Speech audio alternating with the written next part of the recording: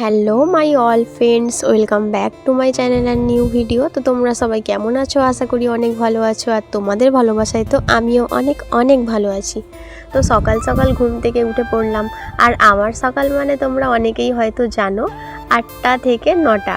তো তোমাদের সকাল নিশ্চয়ই অনেক সকালে হয়ে যায়, তাই না? 5টা 6টা 7টা। কিন্তু আমার সকালটা একটু লেট করেই হয়, কারণ আমার সূর্যি মামাটা একটু দেরি করে ওঠে আর তোমাদেরটা তাড়াতাড়ি উঠে যায়, সেই কারণে। তো জানি না আমি কেন এত আমার ঘুমাতে ভালো লাগে। তো বাইরে এত ঠান্ডা, এখন তো শীতকাল, যেন মনেই হচ্ছে না যে উঠি। তো এটা হয়তো সবার সাথেই হয়, অনেকে বাড়ির চাপে বা কাজের চাপে উঠে পড়ো তাড়াতাড়ি, কিন্তু আমি একটু লেট করেই ঘুম থেকে উঠি। তো এটা আমার প্রবলেম হতে পারে, এটা আমার বাড়িরও প্রবলেম, আমার পাড়ারও প্রবলেম, সবারই প্রবলেম আমার দেরি করে ঘুম থেকে ওঠাটা। তো আমি তবুও কারোর কথা না শুনে একটু দেরি করেই উঠি, কারণ আমার এটা ভালো লাগে। তো আমি তো এমন কিছু করছি না কারোর বিরুদ্ধে, কোনো খারাপ কাজ করছি না যেটা সবাই মানা করছে তো আমাকে শুনতে হবে, এমনটা তো নয়। জাস্ট একটু ঘুমাতে ভালোবাসি, এটাই আর কি। তারপরে দেখো এখানে বিছানাটাও আমি গুছিয়ে নিচ্ছি ভালো করে।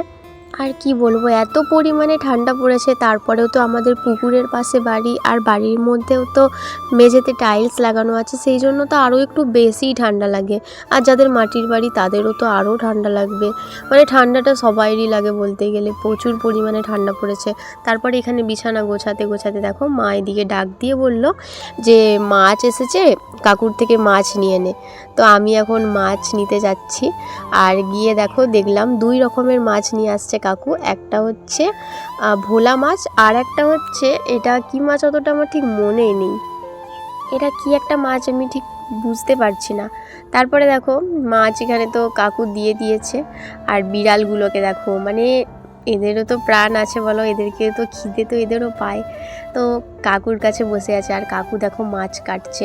আচ্ছা তোমরা আর একটা কথা বলো তো, যে তোমাদের ওইখানে যারা মাছ বিক্রি করতে যায় তাদের থেকে তুমি যতটা মাছ নাও, তারা কি মাছ বেছে দেয়, পরিষ্কার করে দেয়, নাকি এমনি এমনি দিয়ে দেয়? আমাদের এইখানে কিন্তু এই জিনিসটা ভালো, যে তুমি যতটা পরিমাণে মাছ নাও না কেন, সঙ্গে সঙ্গে ওরা একদম পরিষ্কার করে কেটে দেবে। তো দেখো কাকু একদম আঁশ ছাড়ানো থেকে সব কিছু, মাছের পরিষ্কার করা থেকে একদম সব কিছু রেডি করে কিন্তু দিচ্ছে। আর আমাদের এখানে সব যারা মাছ বিক্রি করতে আসে সবাই কিন্তু এই জিনিসটা করেই দেয়। আমার বাপের বাড়ির ওখানে কিন্তু এই জিনিসটা ছিল না।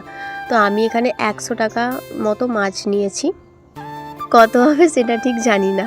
তো এখানে একটা কুকুরও ছিল আর অনেক বিড়ালও ছিল, এদেরকে তো খাবারগুলো দিয়ে দিল কাকুটা, মানে যেগুলো পরিষ্কার করেছিল।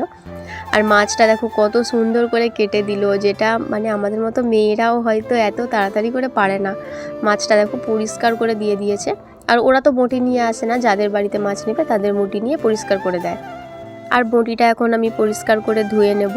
তারপরে মাছটা দেখো, মানে আমি কি বলবো, আমি এইখানে এসে এটা প্রথম দেখলাম যে মাছ ওরাই বিক্রি করবে, মাছ আবার ওরাই কেটে পরিষ্কার করে দিয়ে যাবে। এটা কিন্তু সব জায়গায় হয় না, আমি কোনো জায়গাতেই দেখিনি, আমার শ্বশুরবাড়িতেই প্রথম আমি দেখলাম। তো তোমাদের ওখানেও কি এই জিনিসটা করে? একটু কমেন্টে জানাবে অবশ্যই। তারপরে দেখো মাছগুলো কিন্তু ভালো করে ধোয়ার প্রয়োজনই পড়ছে না, এত সুন্দর করে বেছে দিয়েছে, কোনো আঁশও নেই মাছের মধ্যে। তো আমি মাছগুলো তবু একবার ভালো করে জলের মধ্যে ধুয়ে নিলাম, ধুয়ে একটু লবণ মাখিয়ে নিলাম। আর এই মাছটার নাম ছিল ভোলা মাছ। অনেকের জায়গায় অনেক রকম নাম বলে। এই মাছটার একটা জিনিস কি ভালো, বাচ্চাদের পক্ষেও ভালো, আর আমার তো খুবই ভালো লাগে, কারণ এটার মধ্যে শিরের কাঁটা ছাড়া আর কোনো কাঁটাই নেই। তো এই জন্যই ভালো লাগে আমার। তারপরে তো হাতটা অনেকটা গন্ধ করছিল বলে আমি একটু হ্যান্ড ওয়াশ দিয়ে ভালো করে ধুয়ে নিলাম হাতটা। তারপরে হয়ে গেল আমার সাথে আর এক কাণ্ড। আজকে বাড়িতে কিন্তু মানে যাদের থেকে দুধ নেওয়া হয়, আজকে কিন্তু দুধ দিতে আসেনি। মাথা তো খারাপ আমার। তারপরে আর কি করব, এখানে লিকার চা বসালাম। সত্যি কথা বলতে আমার সকালটায় উঠে যদি আমি চা না খাই, আমার পুরো মেজাজটাই খারাপ হয়ে যায়, সারা দিনটা আমার বেকার যায়। সেই দিনটা মাথার যন্ত্রণা হয়, দুপুর থেকে মাথার যন্ত্রণা স্টার্ট হয়ে যায়। হ্যাঁ, অনেকেই বলতে পারো হ্যাঁ বড়লোকি চাল তোর, এমনটা কিছুই নয়। আমাকে সারাদিন নুন ভাত দিয়ে দিলেও আমি খেতে পারবো, কিন্তু সকালে যদি আমি দুধের চা না খাই, আমার সারাদিন মাথার যন্ত্রণা করে। এটা কেন আমি জানি না, হয়তো অনেকের সাথেই এটা হয়, কিন্তু আমার এটা প্রথম থেকেই, যে চা না খেলে আমার মাথার যন্ত্রণা করে। আবার সেটা লিকার চা আবার হলে হবে না, লিকার চা আমার একদমই পছন্দ নয়।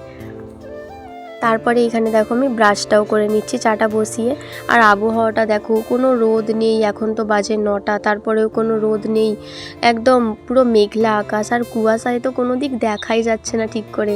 তারপরে দেখো এখানে তো আমার চাও হয়ে গেল।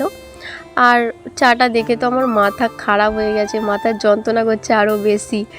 তারপরে আর কি করব, আর অনেক খোঁজার পরেও দেখলাম যে ভালো কোনো খাবার নেই। সেই অবধি মুড়িটাই ছিল, কিন্তু চা চা করছিল মনটা, সেই কারণে আমি একটু চাও খেয়ে নিলাম, লিকার চাই খেয়ে নিলাম। কি আর করব, দুধ হয়তো পরে দিয়ে যাবে, সন্ধ্যাবেলা আমি দুধের চা খেয়ে নেব। তো তোমরা আমার মতো এরকম কে কে আছো অবশ্যই কমেন্ট করে জানাবে। আর আমার এই ফালতু ব্লগটা দেখার জন্য তোমাকে অনেক অনেক ধন্যবাদ। বাই।